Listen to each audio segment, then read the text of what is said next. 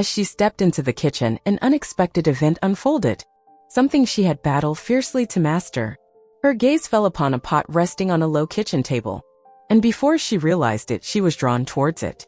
Her hands moved with a mind of their own as she lifted the lid, unveiling succulent pieces of meat within. The scent was captivating. Instinctively, she extended her hand into the pot and grasped a piece of meat.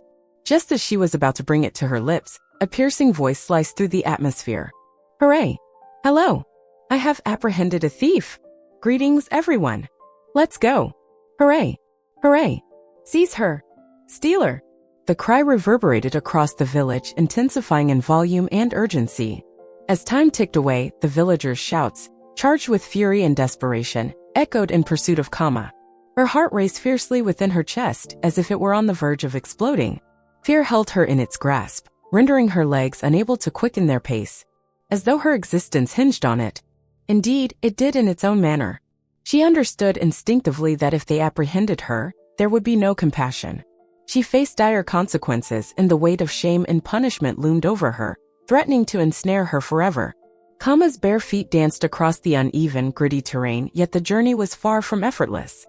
In her frantic rush, her foot unexpectedly collided with a jagged stone. Pain surged through her leg, threatening to make her falter, yet she knew she had to keep moving. Not for a single instant. The pain pierced through her, a sharp jab akin to a needle, yet she set it aside, compelling her legs to continue their relentless motion. With clenched teeth, she pressed on, resolute in her quest for safety before time slipped away. The journey to her home seemed to extend infinitely, each moment dragging on endlessly. But at last she glimpsed the recognizable outline of their small, cherished heart appearing on the horizon. With a final surge of determination, Kama raced the final few yards and slipped inside, her breath coming in uneven gasps. Oreo's gaze shot up in alarm as Kama crumpled against the wall. Her chest rose and fell with intensity. Kama, what does it mean? Her mother inquired, her tone laced with worry. What's the reason for your hurried pace?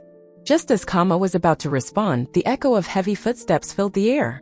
3 men, drenched in sweat and gasping for breath, rushed into the compound, their eyes frantic and scanning the surroundings. Where could she be?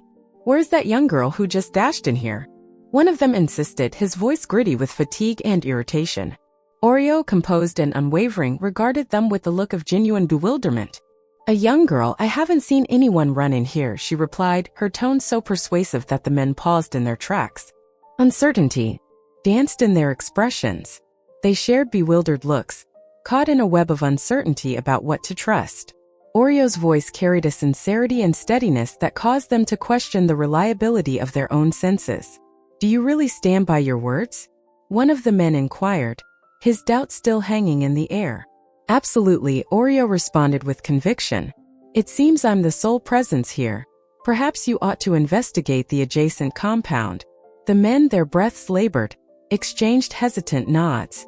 Her words appeared so rational, so coherent, that they found themselves unable to dispute. They turned and departed, their irritation clear in the forceful thuds of their sandals striking the earth. Once the men had departed, Kama released a prolonged, trembling sigh of relief. Her heart was still racing, but now it was a blend of fear and something else. Remorse. With deliberate care, she reached into her pocket and retrieved a leather wallet. It weighed down her small hands, not merely due to the naira notes contained within, but because of the significance it held. She opened it with caution, aware of the wealth that resided inside. The sharp sounds appeared to taunt her, echoing the identity she had embraced. The owner is likely searching for this with great intent, Kama murmured softly, her voice quivering with a sense of remorse. Emotion surged within her, causing tears to cascade down her cheeks, warm and tinged with sorrow. She felt utterly exhausted, weary of the chase, exhausted from deception, weary of taking what isn't mine. Yet, despite her deep-seated aversion, she found herself unable to break free. It felt like a part of her was shattered, a force that compelled her to take these actions, despite her reluctance, even when she was aware they were mistaken. Once the men vanished down the weathered trails, Orit hurried into the cramped space where Kama was concealed. Her heart weighed down by concern, her expression reflected the gravity of her emotions. Kama, she called out, her voice steady yet gentle. What is the reason? What prompted your running? What was the reason those men were pursuing you? She moved in closer, observing the tears cascading down Kama's cheeks. Words of life danced upon her cheeks. Kama's hand shook slightly as she delved into her pocket and carefully extracted a small, weathered purse. Here, she murmured, her voice trembling and laden with remorse. I took this from the market.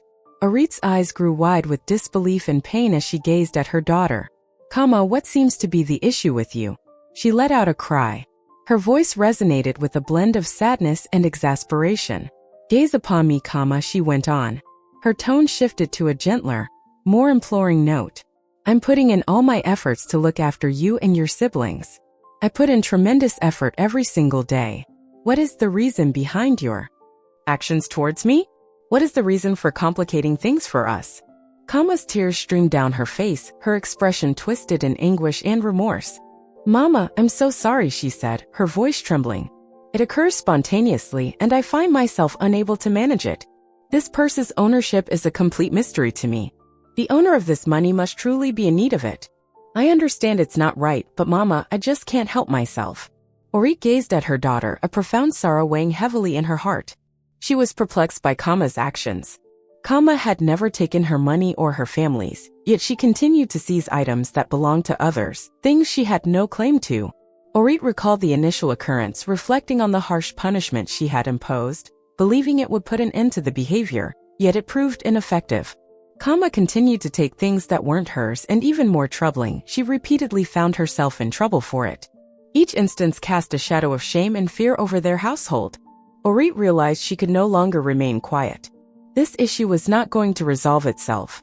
She needed to take action to find a way to assist Kama before time ran out.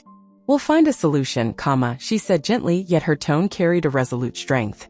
This will not go on any longer. Together we will discover a solution to halt it. After 2 days, Orit faced a challenging choice. She grasped Kama, her sole daughter, by the hand, and together they embarked on an extensive journey that would lead them deep into the forest's embrace. This was not a voyage of relaxation or discovery, but rather one steeped in anxiety and aspiration. Orit found herself a widow, shouldering the responsibility of raising her 4 children alone. Following the tragic passing of her husband, Kaode had been a diligent cocoa farmer, nurturing his family with unwavering love and commitment. Yet destiny had shown its harsh side. One day, while strolling through the fields, he was bitten by a snake. Despite all attempts to rescue him, he succumbed shortly after Orit brought Kama into the world. From that day forward, the responsibility of raising 3 boys and 1 girl rested solely on Orit's shoulders. Kama, the sole daughter among her children, had become a significant source of worry for her mother. Despite Orit's diligent attempts to steer her in the right direction, Kama had succumbed to a concerning pattern of theft. Despite Orit's efforts to guide her, she appeared powerless against the pull of her own impulses. The circumstances were deteriorating, and Orit felt an urgent need to discover a resolution before time ran out. She cherished her daughter deeply, unable to watch her descend further into a world of deceit. A friend, noticing Orit's turmoil, suggested a renowned healer famed for his skill in addressing even the most challenging issues. The desire to uncover a remedy for Kama's behavior was the sole motivation that compelled Orit to journey far beyond their village. The journey through the woods was extensive and meandering, accompanied by the whispers of swaying foliage and the echoes of far-off creatures. As they ventured further, the forest grew increasingly shadowy and enigmatic. Yet Orit continued, her determination fueled by her deep affection for her daughter. Finally, they reached the native doctor's shrine, a location steeped in an aura of timeless strength and enigma. The shrine exuded a soft glow, with tendrils of smoke rising from incense sticks and enigmatic symbols etched into the walls. The elder healer, a man with sharp, observant eyes, absorbed every word as Orit recounted her troubles, her voice quaking with feeling. Upon her completion, the native doctor paused, his eyes locked onto Kama. At last he released a profound contemplative hum. He exclaimed, his voice resonating through the quiet of the shrine. Your daughter has deeply offended the spirits, he declared, a grave tone heavy with foreboding. A spell has been cast upon her, which explains her lack of control over her actions. To overcome this, she must engage in purification rites and make offerings to placate the deities. Orit felt her heart racing within her chest. The idea of her daughter being ensnared by a spell filled her with dread. Yet she was resolute in her determination to do anything necessary to rescue her child. The following hours were dedicated to collecting all the essential items for the purification and offerings. Every item was selected with meticulous attention, and the native doctor elaborated on the significance of each step in the procedure. The ceremony unfolded with great length and intensity, as Kama adhered to each directive provided by the native healer. She immersed herself in hallowed waters, was graced with unique oils, and recited invocations to the deities. As the ritual unfolded, Orit observed with a mix of hope and trepidation, silently wishing that this would at last bring solace to her distressed daughter. The healer assured them that the spirit had been appeased, and that Kama was now liberated from the curse that had tormented her. Having completed the ritual, Orit and Kama set off on their journey back to the village. The stroll through the forest carried a new essence this time, more buoyant, as though a weight had been released. Orit clung to the hope that the native doctor's words were genuine, believing that her daughter might finally be free from the darkness that had haunted her for so long. Upon Orit and Kama's return from the native doctor's place, a soothing tranquility enveloped their home. The rituals and sacrifices appeared to have succeeded, and for the first time in ages, Kama had ceased stealing, or so it was believed. With each passing day devoid of incidents, Orit felt a soothing wave of relief wash over her heart. The weight she had borne for ages began to ease, and a flicker of hope started to blossom inside her. Kama, previously expelled from school due to her persistent stealing, was finally beginning to exhibit signs of transformation. Witnessing this, Orit resolved to take every possible measure to ensure her daughter returned to school. As the sun dipped below the horizon, casting a warm glow, Orit made her way home after a long day at the market. It was a successful day for her, filled with numerous sales. Her heart brimmed with excitement and joy. She contemplated the items she could purchase for her children with the money she had earned, envisioning the joy of surprising them with little gifts and delightful treats. As she strolled along the well-known paths, the evening sun enveloping the village in a golden hue, an unexpected sight drew her gaze. In the distance, she spotted a sizable throng huddled closely together. The atmosphere was heavy with unease, and the echoes of heated arguments resonated around her. The cries were sharp and brimming with anger, and as she approached, she began to discern their words. Ignite her spirit. Fetch the kerosene.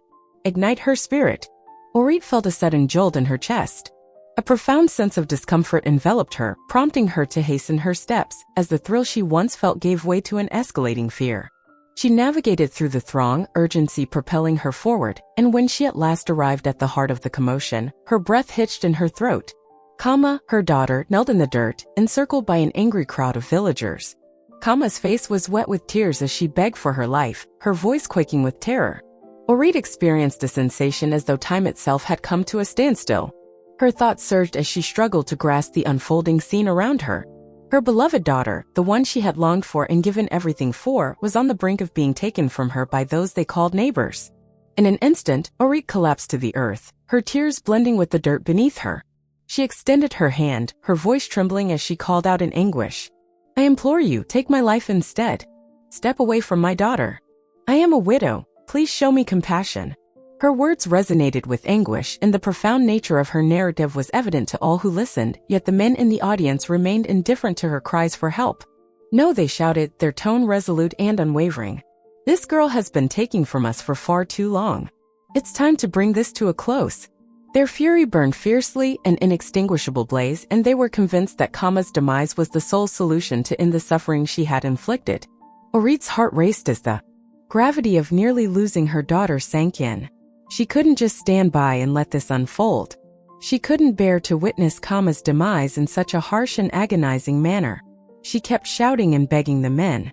Just when it appeared that despair had taken hold, the distant sound of hooves broke through the silence. As she pivoted, a horse emerged, swiftly carving a path through the throng as it advanced. Aboard the horse sat a revered leader from the community, a figure celebrated for his insight and compassion. Upon seeing Orit sprawled on the ground, a deep emotion welled up within him. Halt, the leader ordered, his tone firm and commanding. The audience paused, glancing at the leader in astonishment. What is going on here? He inquired. What has she accomplished? Oh, the audience kept chanting. This girl has been taking from us for quite some time now. Do not harm her, he stated, his voice firm and unyielding. I will cover the cost of whatever she has taken." The chief's words resonated deeply, drawing Kama away from the edge of despair. The villagers understood the importance of adhering to the chief's wishes, and gradually their frustration started to diminish. The crowd began to break apart, their anger subsiding as they responded to the chief's commands. Orit was in disbelief over the recent events. She had nearly lost her daughter, but now they were secure, at least for the time being. She assisted Kama in standing, her hands trembling with a blend of relief and residual fear.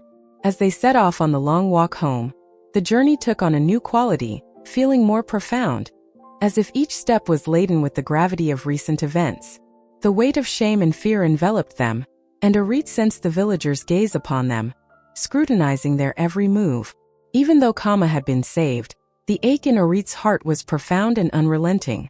The weight of the events was nearly unbearable, and the realization that her daughter had been so close to death would linger in her mind for years to come. Following the incident, Orit and her family found themselves in a shadowy chapter of their lives. The tranquility they once cherished was broken, supplanted by a burdensome veil of shame and the faith that loomed over them at every turn. The tale of Kama's brush with death traveled swiftly through the village, and before long, all were aware of the events that had unfolded. As Orit strolled along the road, she felt the weight of piercing gazes upon her, accompanied by whispers that cut through the air with a harshness that stung. "Stealer," they would whisper as she walked by, their tones heavy with scorn. The situation at the market was even more dire. As she drew near, the vendors would quickly scramble to collect their wares, clutching their cash as if fearing she might snatch it away in an instant. "The intruder has arrived," they exchanged hushed words, their gazes tracking her every motion.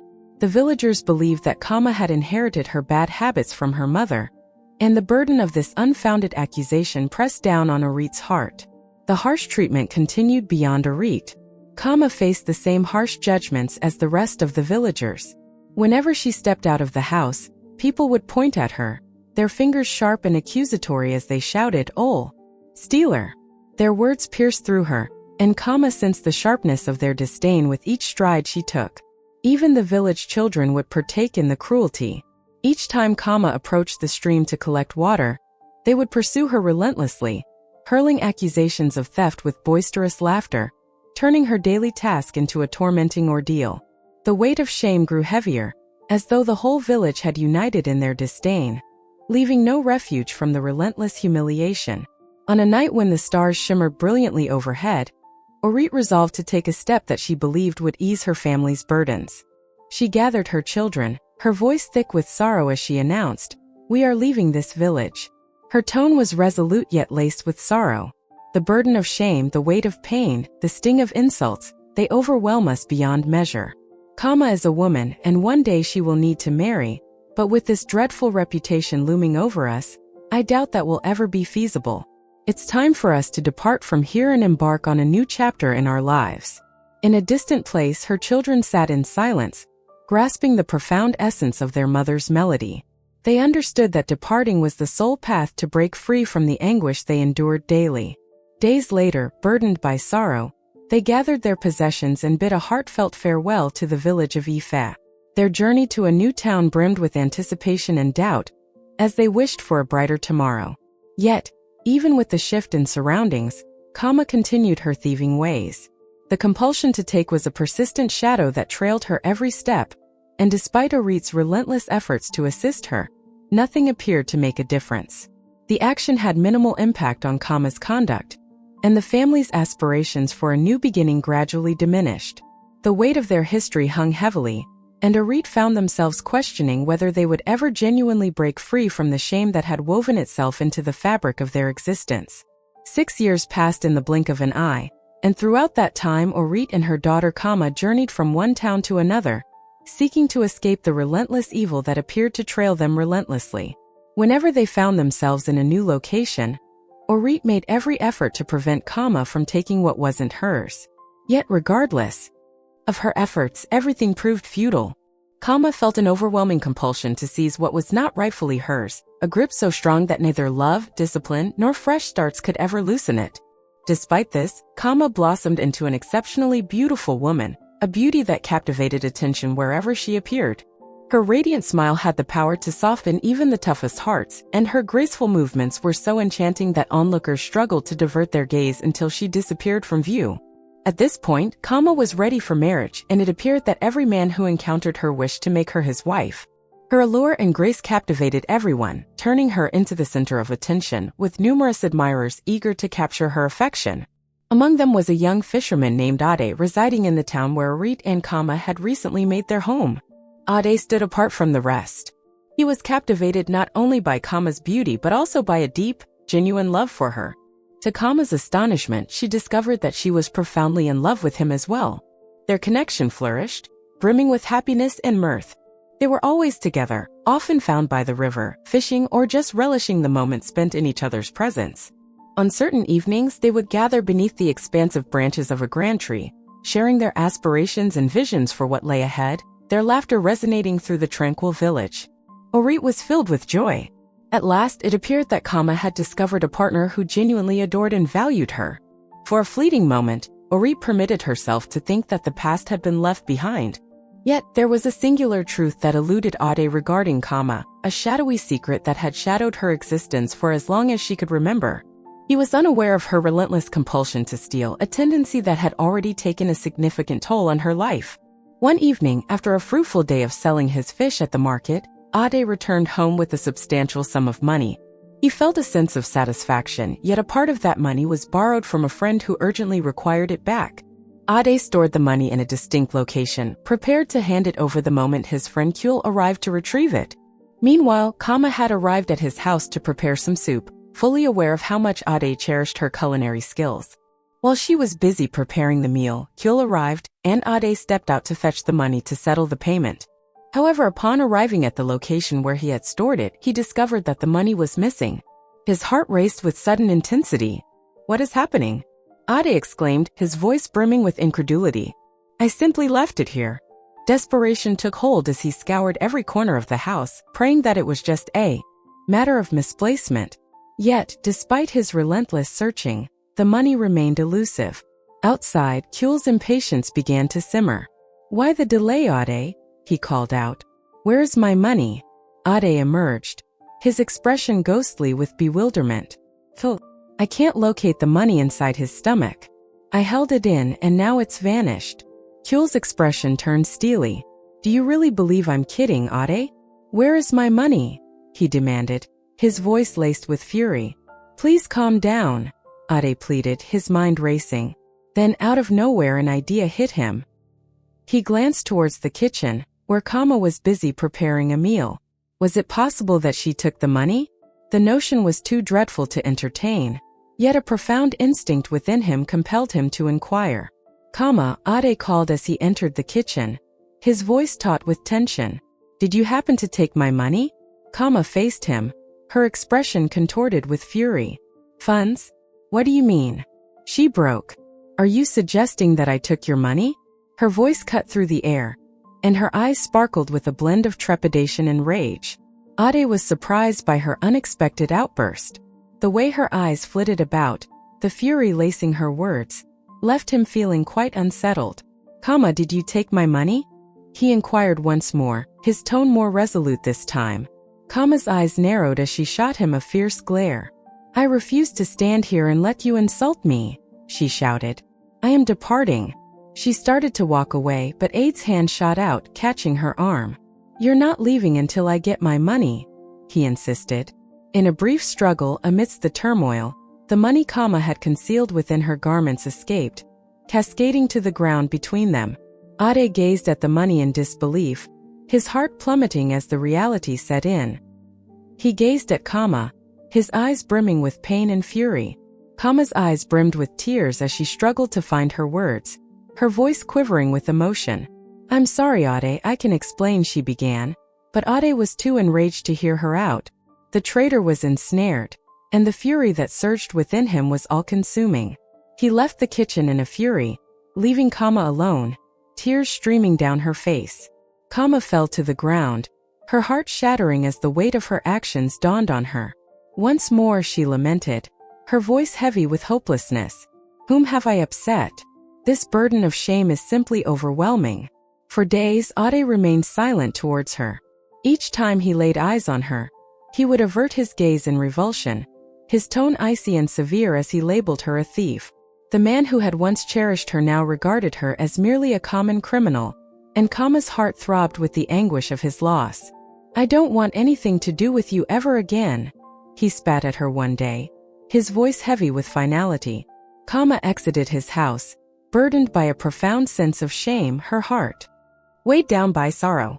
That night, she wept uncontrollably, her tears saturating the pillow as she grieved the love she had once held so dear. She wished and longed for Ade to reconsider, to find it in his heart to forgive her and welcome her back. Yet as the days stretched into weeks, Ade continued to keep his distance, his heart firmly shut off from her. Ultimately, Kama came to the realization that their relationship had reached its end. She had lost Ade, burdened by the weight of this enigmatic compulsion to steal that she cannot seem to master. Kama was descending further into despair with every day that went by, and her mother Oreo bore the burden of it as well. The ache in Kama's heart loomed like a shadow, casting a pall over their entire home, and Oreo sensed that something was profoundly amiss. This was not merely a stroke of bad luck or a series of poor decisions. It was a curse, something that transcended the ordinary. Yet, what might the curse be? Who had woven this dreadful enchantment around her daughter, transforming her existence into such chaos? Oreo felt a deep sorrow as she observed Kama drifting further from joy, her once vibrant essence fading with every dismissal of the admirers who approached her. Kama was haunted by the idea of facing humiliation once more, especially after the incident with Ade. The scars from that relationship remained raw, and the shame loomed above her like an ominous shadow. Yet, despite her efforts to distance herself from love, it remained an elusive force that defied her attempts at control. As Kama made her way home from the market, a car glided to a halt beside her, its engine humming gently in the stillness of the day. Kama cast a curious glance and spotted a strikingly handsome man within. His smile radiated kindness and warmth. "A young girl," he called out to her, his voice smooth and assured. "Your beauty is truly captivating, I must confess." Kama felt a warmth spread across her cheeks. "Thank you," she responded with a bashful smile. "I'm Deji, the offspring of the ballet." The man persisted in presenting himself. "I just returned from the city, and I believe I have developed a fondness for you. I remember seeing you before, but I didn't have the opportunity to talk to you. I'm delighted to see you once more." Kama felt a flutter in her heart. She appreciated the soothing quality of his voice, unwavering and serene. His presence enveloped her in a comforting embrace, instilling a sense of safety within her. He possessed an undeniable allure, and his eloquence captivated all who listened. "Where are you going?" Deji inquired. "I would be delighted to offer you a ride." Kama paused, uncertainty flickering in her eyes. "I appreciate it, but I will walk home." Yet Deji remained resolute. "I must insist. The village lies a few miles ahead, and your beauty deserves better than to be exposed to the harsh sun. Allow me to assist you." After a brief pause for reflection, Kama nodded in agreement. She slipped into the car, and together they embarked on their journey. The dialogue flowed effortlessly, brimming with joy and playful banter. Deji had a knack for lifting spirits, weaving in playful quips that brought a smile to Kama's face and momentarily eased her burdens. Upon arriving at her compound, Deji let her out and assured her that he would visit again before long. However, the tranquility was short-lived. A few hours later, another car entered the compound. Kama was in the kitchen when she caught sight of Deji approaching their hut. His expression contorted with rage. "Where's my wristwatch?" he demanded. As he approached, his voice dripped with accusation. Kama stood still, her heart racing in her chest. She made an effort to stay composed, feigning ignorance about his words. "I asked, where is my wristwatch?" Deji pressed once more, his voice rising in intensity. Kama started to falter. "I didn't see it." Just as she was about to complete her thought, Oreo emerged, clutching something in her hand. "Is this what you seek, young man?" she inquired, her tone unwavering, yet her gaze brimmed with sadness. Deji's eyes grew large with understanding. "Indeed, that's my wristwatch," he declared, swiftly taking it from Oreo's grasp. His expression contorted with revulsion as he shot a fierce glare at Kama. "What beautiful teeth," he spat, his words falling and oozing with disdain. "How disappointing." With that, Deji pivoted sharply, strode back to his car, and sped away, leaving a swirling cloud of dust behind him. Tears flowed down Oreo's cheeks as she observed his departure. What have I done to earn this fate? She cried out, her voice trembling with anguish. Why do you consistently bring me such shame? I have completed my task. Settled herself in front of the hut, her tears streaming down without restraint. The burden of her mother's suffering bore heavily upon her, shattering her spirit. Her mother had endured a life filled with discontent due to her, and her brothers began to pull away from the family, reluctant to be linked to the disgrace that Kama's actions had caused. Kama felt completely adrift. What was her next move going to be? Her existence resembled a harsh reality that she faced daily, with the flavors of regret and shame becoming increasingly overwhelming. One evening, as the sun sank low on the horizon and the shadows stretched longer, Kama settled beneath the ancient tree that had forever been her sanctuary for quiet contemplation. Yet this evening, the burden on her heart felt more profound than it had ever felt before. The weight of guilt and sorrow for the pain inflicted upon her family, particularly her mother, was overwhelming. She could no longer endure the sorrow reflected in her mother's gaze, the unending expression of disappointment and sadness that appeared to have taken residence on her face. Kama understood that it was time to bring it to a close. With unwavering resolve, she grasped the rope. She concealed herself and ventured into the depths of the forest. She sprinted, her feet striking the ground with force, her heart thundering in her chest.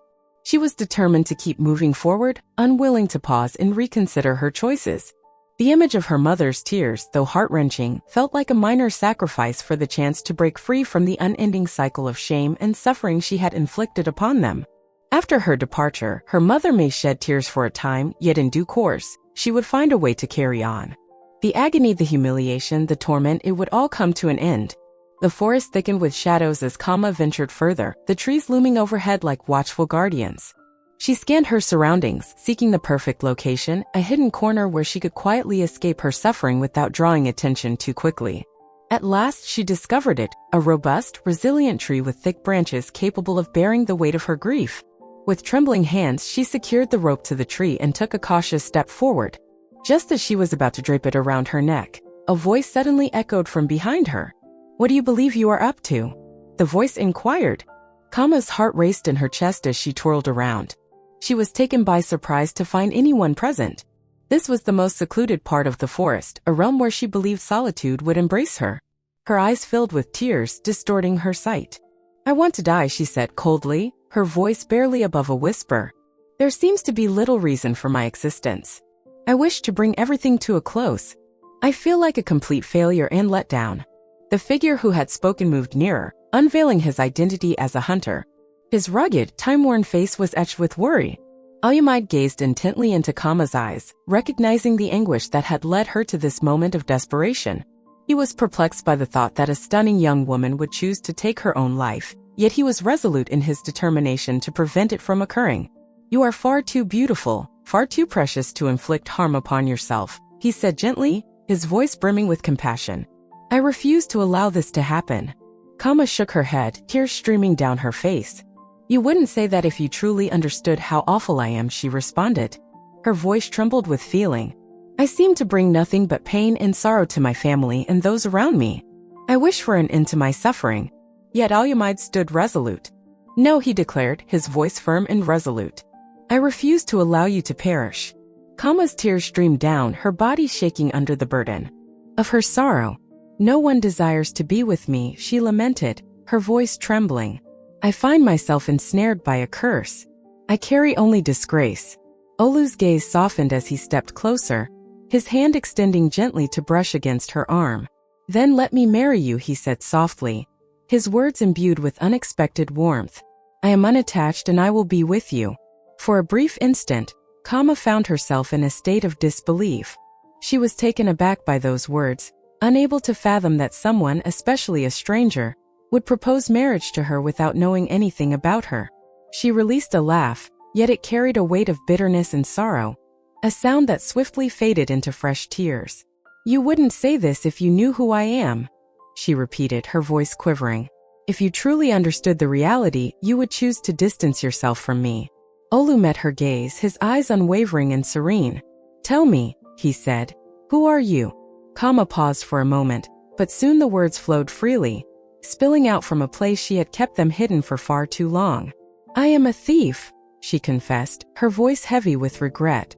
"I take what isn't mine, and in doing so I cast a shadow of shame upon myself and my family, a burden that weighs heavily on my heart.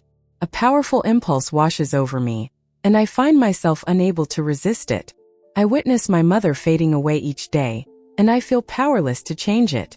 I believe it's wise to conclude this now to prevent any further hurt. I could never live with myself if my mother were to die because of my actions." She collapsed into a torrent of tears, her entire being trembling under the weight of her anguish.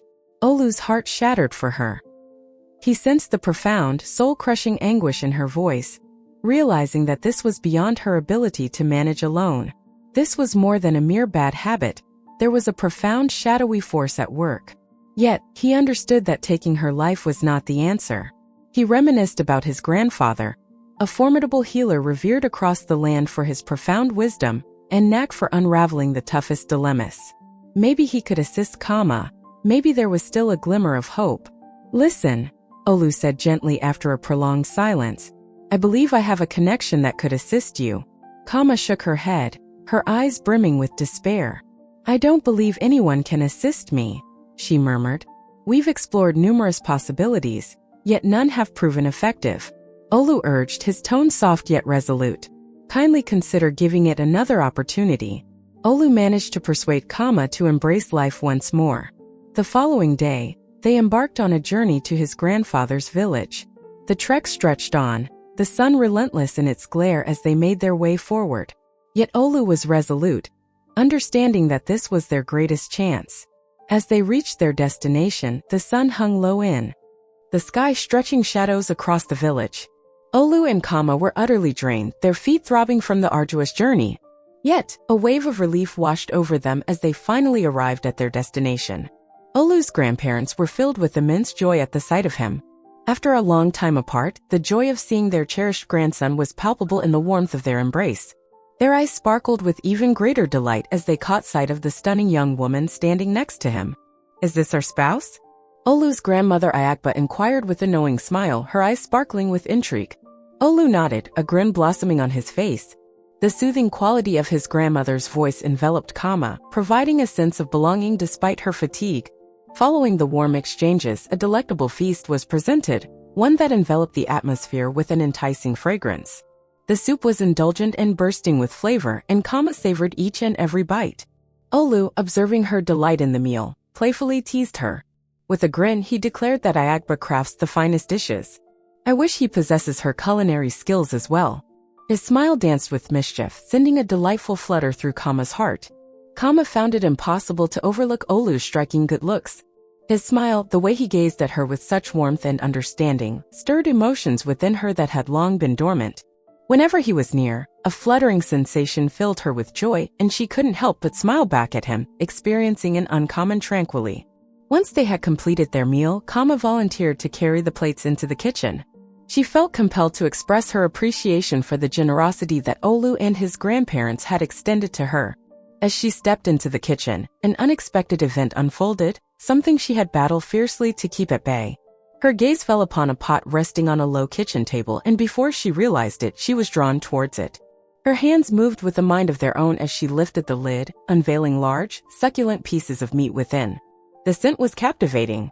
Without a moment's hesitation, she extended her hand into the pot and grasped a piece of meat, ready to savor it, when a piercing voice sliced through the atmosphere.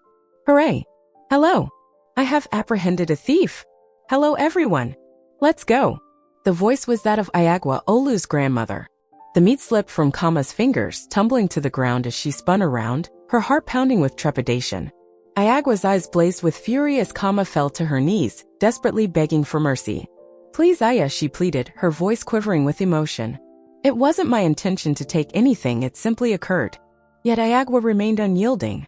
She kept exclaiming, "Oh! Hooray!" inviting all to witness the events that unfolded. The clamor attracted a gathering in the kitchen, with inquisitive faces leaning in to uncover the source of the disturbance. Olu, anxiously anticipating Kama's return, heard the commotion and hurried to the kitchen, his heart racing with concern. Upon his arrival, he discovered Kama kneeling, tears flowing down her cheeks as she pleaded for forgiveness. Iagwa loomed above her, a look of disappointment etched across her face as she shook her head. Upon catching sight of Olu, she moved in closer. "It seems that the woman you chose to wed has a penchant for stealing. She took me from my pot of soup," she declared, her voice brimming with incredulity. Olu approached without a moment's pause, moving directly to Kama, who was kneeling, his demeanor shifting gently as he noticed her tears. Softly, he brushed them aside, raising her from the ground. The young observers stood quietly, their eyes filled with astonishment as Olu grasped Kama's hand and guided her out of the kitchen, distancing them from the scrutinizing gazes and critical glances. Kama sensed a change within her as Olu grasped her hand. No one had ever stood up for her like this, particularly not when she was in the wrong. Even amidst the embarrassment she experienced, an unexpected joy flickered within her, a warmth in her heart that offered a hint of hope. Once they found themselves in solitude, distanced from the throng, Kama faced Olu, her voice quivering with doubt. "What will their perception of me be at this moment?" she inquired, her heart weighed down by the anxiety of their potential judgment. Olu regarded her with the same unwavering, gentle gaze he had consistently offered. "The question isn't how they perceive you," he murmured gently, his tone imbued with kindness.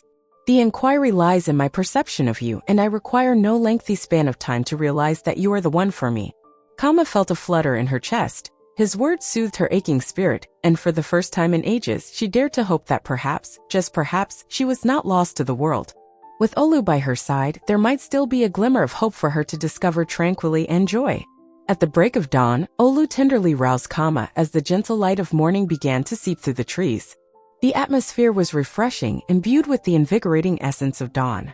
This was the moment they had settled upon to meet with his grandfather, Adesina, the sage and formidable native doctor who could potentially unlock the mystery behind the curse that had haunted Kama's existence. Upon reaching Adesina's shrine, they discovered him immersed in his rituals, uttering incantations and conversing with the deities. The shrine exuded a tranquil ambience, infused with the aromatic essence of burning herbs and illuminated by the gentle flicker of candlelight. The atmosphere was dense with ethereal energy, and the air seemed laden with the essence of invisible powers. Adesina's voice flowed softly and steadily as he chanted, his words harmonizing with the ambient sounds of the forest beyond. Once he completed his prayers, he faced them, his gaze intense and incisive. He motioned towards a wooden chair, suggesting they take a seat. "So to what do I owe this visit?" he inquired, his tone steady yet imbued with a subtle command. Kama sensed a heavy presence in her throat as she started to articulate her thoughts. Tears filled her eyes as she shared her tale, the overwhelming compulsion to take, the guilt and grief it had inflicted on her family, and how it had shattered every connection she attempted to forge. She opened up to Adesina, yearning for the insights that could illuminate her path. Adesina paid close attention, his demeanor reflective as he took in each word. After Kama completed his task, he lingered in silence for a moment before he began to speak. It appears you were under a curse," he remarked, his tone laden with empathy. "This burden has shadowed you for years, casting a pall of shame and struggle over your existence.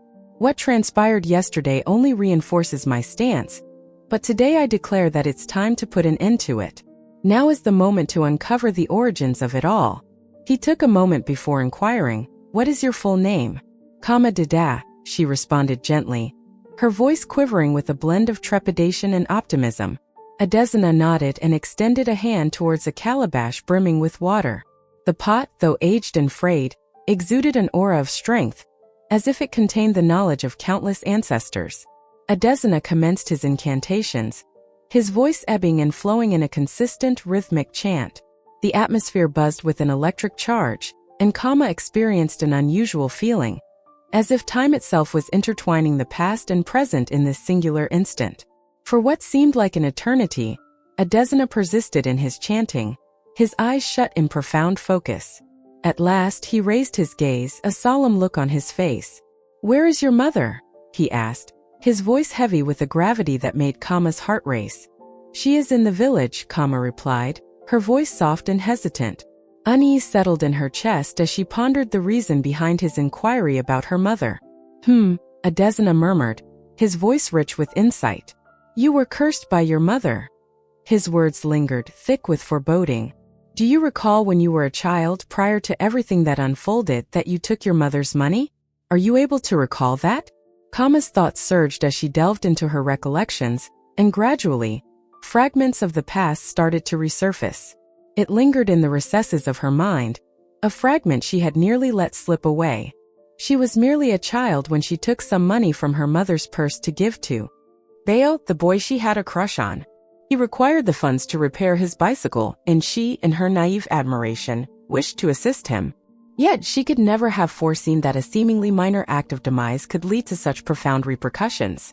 Her eyes brimmed with tears as she gave a slight nod. Indeed, I recall, she murmured, her voice thick with remorse and sadness. It was an extended period, and that marked the sole occasion I ever took something from my mother. I handed the money to Bayo, the boy I had a crush on. The tears cascaded down her cheeks, a poignant reminder that a single moment had thrust her into a journey filled with anguish and humiliation. As she sighed deeply, his eyes reflected a blend of empathy and firmness. He explained that your mother was unaware it was you who had taken the money. In her anguish and resentment, he had crossed the threshold, unaware that it was her very own daughter.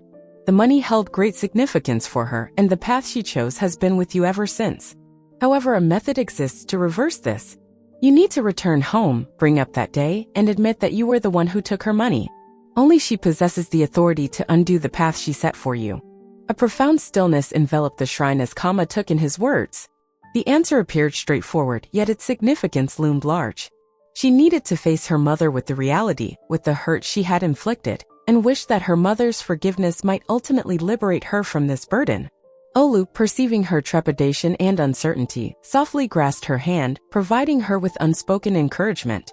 After a brief pause, he expressed his gratitude to his grandfather, and they set off on their journey back to the village. As they walked, Kama's mind surged with anticipation of what lay ahead, yet a tiny spark of hope flickered within her, wishing that, after so many years, she could at last experience freedom. Oreo's eyes brimmed with tears as she absorbed Kama's heartfelt confession. The recollections of that pivotal day surged forth, sharp and bright, as though it had occurred just the day before. On that particular day, she had just come back from the market, tired yet optimistic, having stitched together enough to sustain her family for the upcoming days. After placing her belongings in the kitchen, she stepped into her hut for a drink of water. Upon her return, she discovered that the money she had toiled for was missing. The sudden awareness of her absence hit her with the force of a thunderclap, unleashing torrents of sorrow within her heart. She scoured the house, yet her children remained elusive.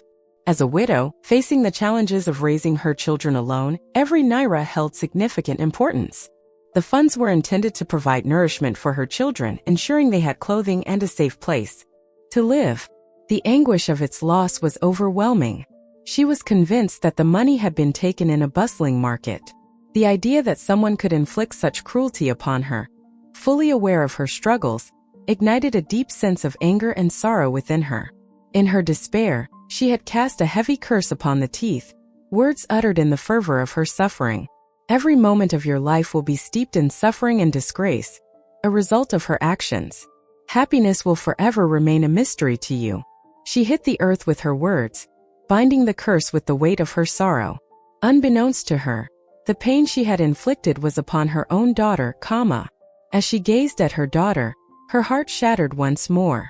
"Oh, my daughter," she wept, her voice quaking with sorrow. "How could I have betrayed you like this?"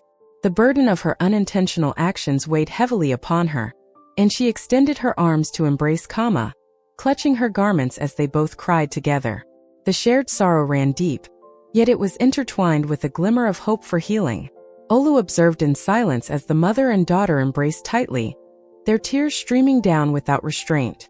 He understood that this was a moment filled with profound sorrow, yet also one of significant restoration. As the clock chimed midnight and the moon cast its silvery glow, Oreo steeled herself for the task of breaking the curse.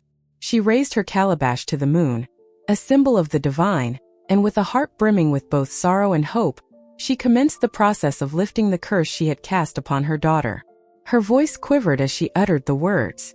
Her tears streamed down as she infused every ounce of love and remorse into the heartfelt plea for her daughter's liberation. She retracted the words she had uttered in fury. Her voice trembled with feeling. "I lift the spell I cast upon you, Kama, wishing you a journey filled with joy, wishing you a life brimming with happiness, free from the burdens of pain and shame for all time. As Oreo's words resonated in the quiet night, it seemed the very atmosphere transformed, as if the deities themselves were attuned to her request. The burden that had haunted Kama's existence was lifted, and along with it, the enchantment of thievery that had dominated her for ages. A wave of tranquility enveloped Kama, and for the first time in years, she experienced a profound sense of liberation. Oreo discovered an invaluable lesson that night, one that would remain etched in her memory forever. She understood the impact of words delivered in moments of hurt and fury, and how those expressions could resonate deeply, affecting even those she cherished the most. She promised to exercise caution, to reflect before voicing her thoughts, aware that a fleeting moment of rage could result in enduring regret. Months passed, and from the remnants of their grief, something beautiful emerged. Olu and Kama had tied the knot. Their love remained unchanged despite the challenges they had encountered together. They had fallen profoundly in love, and after all they had endured, they understood they could not be separated. Olu recognized Kama for her true self, a compassionate and nurturing woman ensnared by forces she could not master. In return, Kama felt immense gratitude for having discovered a partner who embraced her wholly, who cherished her regardless of her history, and who guided her towards liberation. Their love flourished like a vibrant bloom in the warmth of spring, deepening with every moment that went by. United, they crafted a life brimming with happiness, empathy, and steadfast faith in one another. They stood by one another through every challenge, and their connection only intensified as time passed. Olu and Kama enjoyed a blissful life together, filled with joy and contentment. Their love stands as a powerful example of forgiveness, understanding, and the resilience of the human spirit. I must conclude this video by expressing my heartfelt gratitude to my amazing and lovely subscribers for their unwavering support. It's truly immense, and I'm at a loss for how to express my gratitude. I truly appreciate your love, support, and unwavering presence. It brings me immense joy, and I find it hard to express my gratitude adequately. For now, I must take my leave and look forward to our next tale together. Farewell.